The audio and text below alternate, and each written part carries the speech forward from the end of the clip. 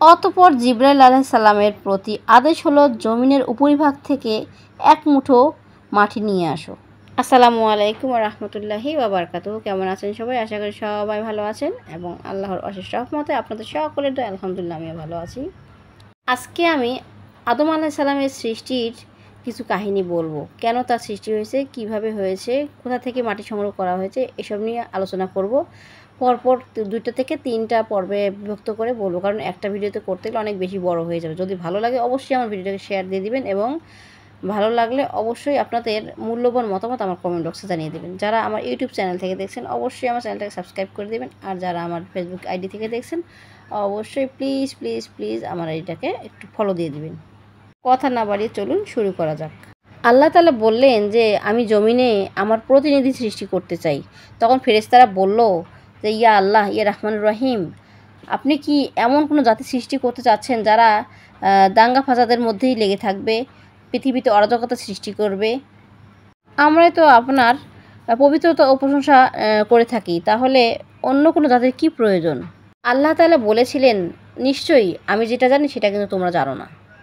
এরপর জিবরাইল আলাইহিস সালামের প্রতি আদেশ হলো জমিনের উপরিভাগ থেকে এক মুঠো মাটি নিয়ে আসো।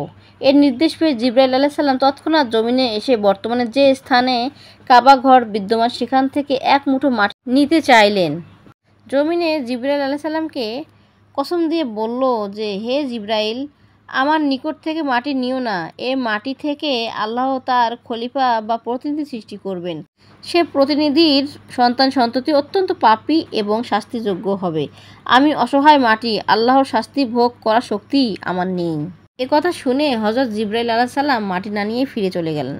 এভাবেই মিকাইল আলাইহিস সালাম এবং ইসরাফিল আলাইহিস সালামও মাটি না নিয়েই ফিরে যান। তাই আল্লাহ পাক আজরাইল আলাইহিস সালামকে মাটি আনার নির্দেশ দিয়ে প্রেরণ করলেন। এরপর জমিনের পূর্বের ন্যায় আল্লাহর কসম দিয়ে মাটি নিতে নিষেধ করেছিলেন। তিনি নিষেধ অমান্য করে বললেন, তুমি যার কসম দিচ্ছ আমি তার আদেশে এসেছি, আমি তার আদেশ অমান্য করব না, তোমাকে নিয়েই যাব। এরপরে আজরাইল আলাইহিস সালাম এই জমিন থেকে এক মুষ্ঠো মাটি নিয়ে ঊর্ধ্ব আকাশে চলে গিয়েছিলেন। তখন আল্লাহ পাক আজরাইলকে বললেন, হে আজরাইল, আমি এই মাটি হতেই জমিনে আমার খলিফা সৃষ্টি করব এবং জীবন হরণ কালেও তোমাকে নিয়োগ করব।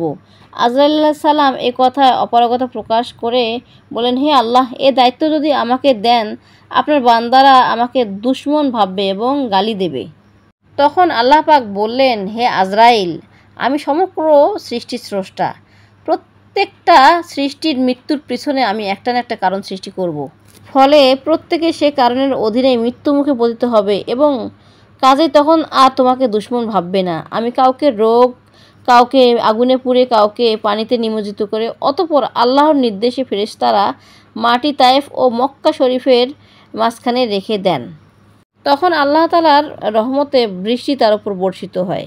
এতে 2 বছর সে মাটি কাদায় পরিণত হয়। 4র্থ বছরে মাটি খননে এবং 6ষ্ঠ বছরে শুকনা মাটিতে রূপান্তরিত হয়। 8ম বছরে হযরত আদম আলাইহিস সালামের আকৃতি সৃষ্টি হয়। তখন একদিন ইবলিস 70,000 ফেরেশতার সাথে নিয়ে আদম আলাইহিস সালামের নিকট এসে দেখে তার সে দেহপিঞ্জর মাটিতে পড়ে রয়েছে। একসময় ইবলিস তার প্রতি অসম্মানের দৃষ্টিতে দেখে।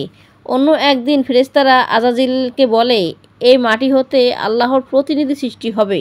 সে বলল, এ কথা সত্য। আল্লাহ তাআলা এ আকৃতিকে আমার অধীন করে দিলে আমি তাকে ধ্বংস করে ফেলব, আর আমাকে তার অধীনস্থ করে দিলে আমি তার অধীনতা স্বীকার করব না।